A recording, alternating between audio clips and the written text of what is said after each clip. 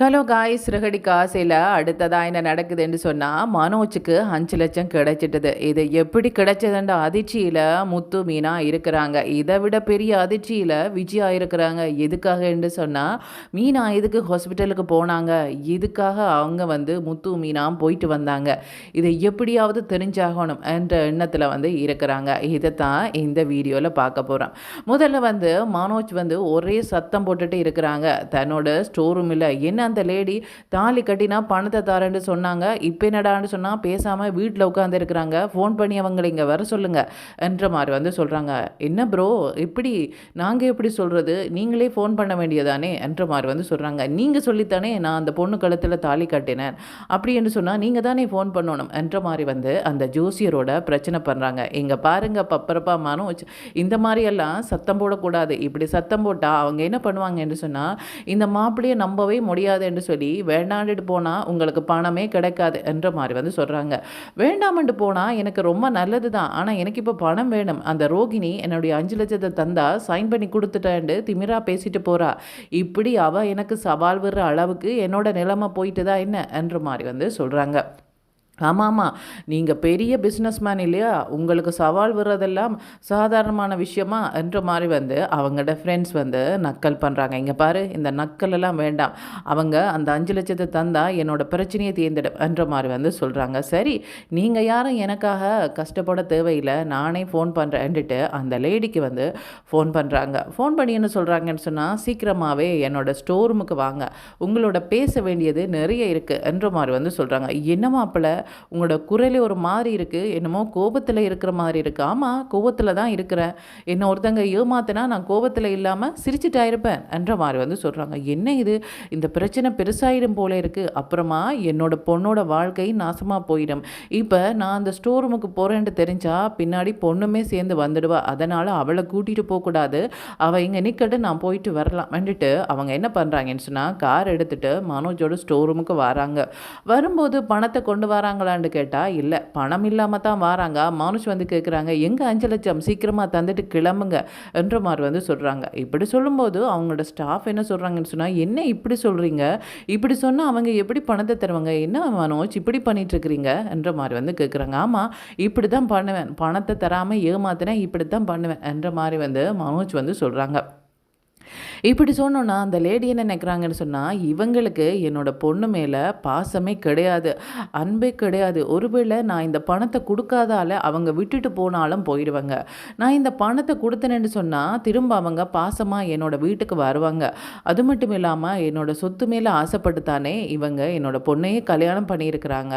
இவங்களுக்கு இந்த சொத்து எப்படி இருக்குது எவ்வளவு இருக்குன்றதை சொன்னால் இவங்க எப்போவுமே எங்களோட வீட்டுக்கு வந்துட்டே இருப்பாங்க. அதுக்கப்புறமா என்னோட பொண்ணுகிட்ட இருந்த இவங்களை பிரிக்கவே முடியாது என்ற மாதிரி நினச்சிட்டு, இங்கே பாருங்கள், நீங்கள் நினைக்கிற மாதிரியெல்லாம் நான் பணத்தை தராமல் ஏமாற்ற போகிறது இல்லை, நான் தானே சொல்லியிருக்கிறேனே இந்த சொத்து எல்லாமே உங்களுக்கு தரேன்னு சொல்லி. அப்படி இருக்கும்போது ஒரு 5 லட்சம் ரூபா பணத்துக்காக உங்களை அலைய விடுவேன் நான், சொல்லுங்கள் பார்க்கலாம் என்ற மாதிரி சொல்கிறாங்க. ஆமாம்மா, 5 லட்சம் எல்லாம் உங்களுக்கு சின்ன காசாக இருக்கலாம், ஆனால் மனோஜை பொறுத்த வரைக்கும் பெரிய காசு தானே என்ற மாதிரி சொல்கிறாங்க. என்ன சொல்கிறா, இங்கே பாரு, நான் ஒரு ஸ்டோர் ரூமுக்கு பொஸ்ஸாக இருக்கிறேன், அப்படி இருக்கும்போது என்ன பார்த்து இப்படி சொல்கிற என்ற மாதிரி அவங்க தன்னுடைய ஃப்ரெண்டை பார்த்து சொல்கிறாங்க. இங்கே பாருங்கள், உங்களோட பிரச்சனையெல்லாம் இருக்கட்டும், இப்போ அவங்க நிற்கிறாங்கல்ல, பணத்தை பற்றி மட்டும் பேசலாம் என்ற மாதிரி ஜோசியர் சொல்கிறாங்க. சொன்னோன்னே அந்த லேடி சொல்கிறாங்க, இன்னும் ஒரு 2 மணி நேரத்துக்குள்ள உங்களோட பணம் கிடைச்சிடும், அப்புறமா நீங்கள் இதை பற்றி பேசவே மாட்டீங்க என்ற மாதிரி சொல்கிறாங்க. ஆமாம், 2 மணி நேரத்துக்கு கிடைச்சிருந்தானே எனக்கு ரொம்ப சந்தோஷம், 2 மணி நேரத்தால் நான் உங்களுக்கு ஃபோன் பண்ணுறேன், நீங்கள் இப்போ போயிட்டு வாங்க என்ற மாதிரி அனுப்பிடுறாங்க.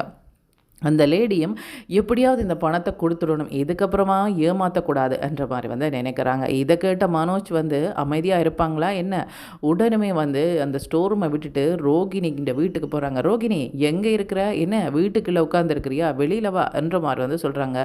என்ன மனோஜ், நேற்று தானே கொண்டு பணம் தந்துட்டு போனேன், இன்றைக்கு எதுக்கு வந்த என்ற மாதிரி கேட்குறாங்க. அதுதான் நீ கேட்டி 5 லட்சம் இன்னும் ஒரு 2 மணி நேரத்தில் வந்துடும், 1 மணி நேரம் தான் இன்னும் இருக்குது, இன்னும் 1 மணி நேரத்தால் பணத்தை உன்னுடைய கை கையில் கொடுத்துட்டு சைனை வாங்கிட்டு போக்கலாமாண்டி இருக்கிறன்ற மாதிரி வந்து சொல்கிறாங்க. என்னமன்னு சொல்கிற, அந்தளவு தூரம் என்ன வருத்துட்டியா? இங்கே பாரு, நீ பண்ணது எல்லாத்தையும் நான் வந்து ஞாபகத்தில் வச்சுட்டு தான் இருக்கிறேன். எதுவுமே மறக்கலை. நீ பண்ணின அநியாயங்கள் எல்லாம் என்ன மட்டும் இல்லை, என்னுடைய குடும்பத்தையே பாதிச்சுது, நடு தெருவுக்கு கொண்டு வந்துச்சுது. வீட்டில் யாருமே என்னை மதிக்கிறதில்ல. மனோஜா அவன் சும்மா கடன் வாங்குறது தான் தெரியும், வேறு எதுவும் தெரியாது.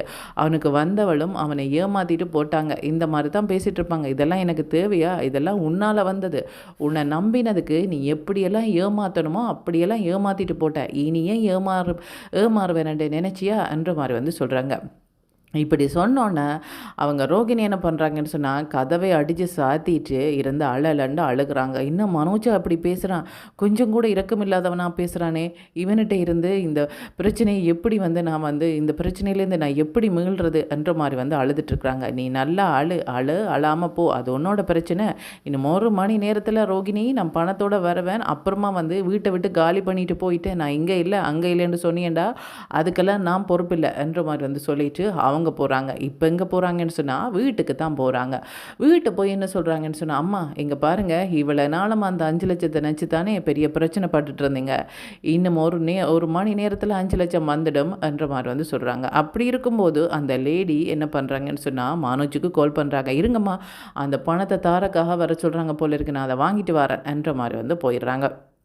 போன இடையில் இங்கே என்ன நடக்குதுன்னு சொன்னால், விஜயா வேறொரு பிரச்சனையில் உட்காந்துருக்குறாங்க. மீனா இதுக்கு போனால் மீனா கர்ப்பமாக இருக்கிறா போல இருக்குன்னு பார்த்தா, அங்கே மீனாக்கு பெரிய ஒரு அதிர்ச்சியான சம்பவத்தை நடத்தி வச்சுட்டாங்கன்னு சொல்லலாம். ஹாஸ்பிட்டலில் டாக்டர் என்ன சொல்கிறாங்கன்னு சொன்னால், இவங்களுக்கு குழந்தை கிடைக்கிறது கொஞ்சம் கஷ்டந்தான்ற மாதிரி வந்து சொல்கிறாங்க.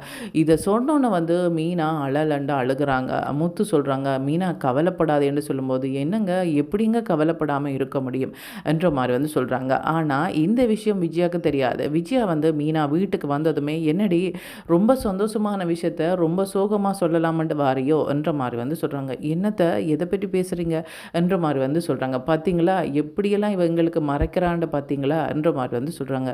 என்னம்மா என்ன மறைச்சா மீனா என்ற மாதிரி வந்து கேட்குறாங்க. இல்லை, நான் உங்களை ஹாஸ்பிட்டலில் பார்த்தேன், ஆனால் அங்கே சிரிச்சுட்டு நின்றுட்டு இங்கே அழுதுகிட்டே வரீங்களா என்ற மாதிரி வந்து கேட்குறாங்க. அம்மா யார் சிரித்தாங்க, யார் அழுதாங்க, என்ன பிரச்சனை, என்னத்துக்காக போனாங்க, இதெல்லாம் தெரியாமலம்மா பேசக்கூடாது, ஏம்மா இந்த மாதிரி மற்றவங்களோட மனசை நோகடிக்கிறீங்க என்ற மாதிரி வந்து சொல்கிறாங்க. இந்த மாதிரி நான் பேசக்கூடாதுண்டா, முதல்ல எதுக்கு போனீங்கன்றதை சொல்லுங்க என்ற மாதிரி வந்து விஜயா சொல்கிறாங்க. சொன்னதுமே வந்து மீனா சொல்கிறாங்க, இருங்க நானே சொல்கிறேங்க, எதுக்கு நீங்கள் சொல்லும்போது என்ன அவள் பேசாமல் இருக்கிறா, அவள் சொல்லாமல் எதுக்கு பேசாமல் இருக்கிறான்னு கேட்பாங்க. நானே சொல்லிடுறேன், இங்கே பாருங்கள், குழந்தை கிடைக்கிறது கொஞ்சம் கஷ்டம்னு சொன்னாங்க என்ற மாதிரி வந்து சொன்னோன்னே விஜயா சொல்கிறாங்க, யாருக்கு, உனக்கா, அதுதானே பார்த்தனே, உன்னோட திமிருக்கு இப்படி தான் இருக்குமன்ற மாதிரி வந்து சொல்லும்போது முத்துக்கு கோவம் வந்துடுது. என்ன பேசிகிட்டு இருக்கிறீங்க நீங்கள் என்ற மாதிரி வந்து சொல்கிறாங்க. இல்லை, மனோஜுக்கு இன்னுமே கல்யாணம் ஆகலை, அதுக்கிடையில் இவளுக்கு குழந்தை கிடைச்சிருமோன்ட்டு நினச்சேன் என்ற மாதிரி வந்து சொல்கிறாங்க. ஓ, அதுக்காக தான் இப்போ கேட்டிங்களா, நானுமே நினச்சேன், என்னமோ சந்தோஷத்தில் கேட்குறாங்க போல இருக்குது, சந்தோஷமான விஷயம்னு நினச்சி சந்தோஷமாக கேட்குறாங்கன்னு நினச்சேன்.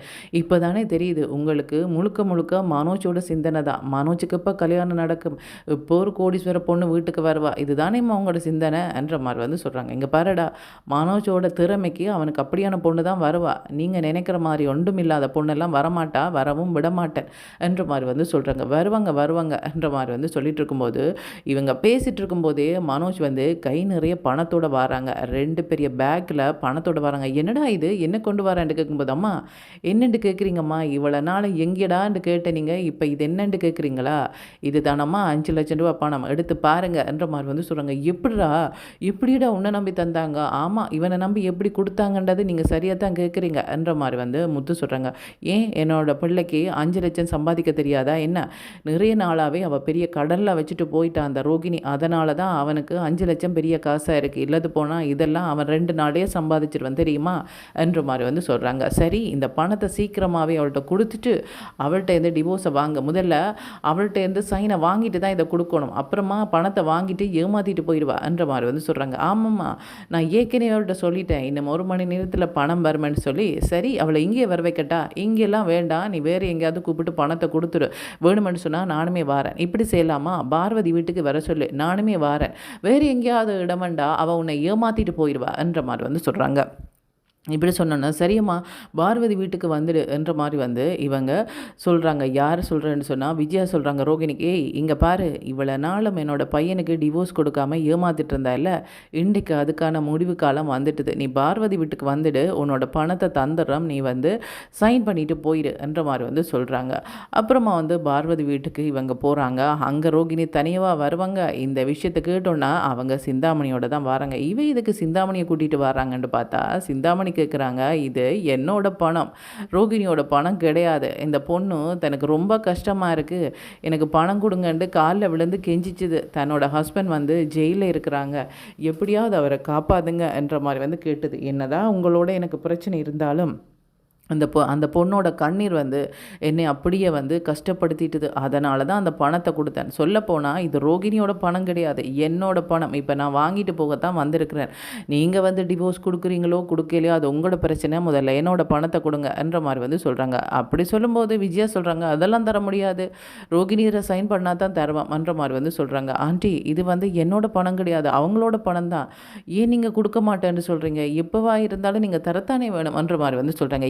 எப்போவா இருந்தாலும் தருவ மண்டியில் இப்போவே தந்துட்டு போகிறோம், ஆனால் சைனை போடு என்ற மாதிரி வந்து சொல்கிறாங்க. ரோகிணி சைனை போடாத, இது என்னோட பணம், நீ கொடுத்தது தான் அவங்க தாராங்களே ஒழிய புதுசாக ஒன்றும் தங்கட பணத்தை தரலை, அதனால் நீ சைன் போட வேண்டிய அவசியமே கிடையாது. ஒருவேளை இவங்க பணத்தை தராமல் போவாங்களா இருந்தால் நான் போலீஸில் கம்ப்ளைண்ட் பண்ணுவேன், இந்த மாதிரியெல்லாம் ஏமாத்துறாங்கன்னு சொல்லி என்ற மாதிரி வந்து சொல்கிறாங்க. விஜயா சொல்கிறாங்க, மனோஜ் நீ பணத்தை கொடுக்காதேடா, இவ சைன் போடு மட்டும் கொடுக்க வேண்டாம், நாங்கள் இதை பற்றி எங்களோட வக்கீலிட்டே பேசலாம், இவ வக்கீலிட்ட கூட அப்படித்தானே சொன்னால் 5 லட்சம் பணத்தை தந்தால் நான் சைன் பண்ணுறேன்னு சொல்லி அங்கே பார்த்துக்கொள்ளலாம் வேண்டிட்டு இவங்க பணத்தை கொடுக்க போகிறாங்க.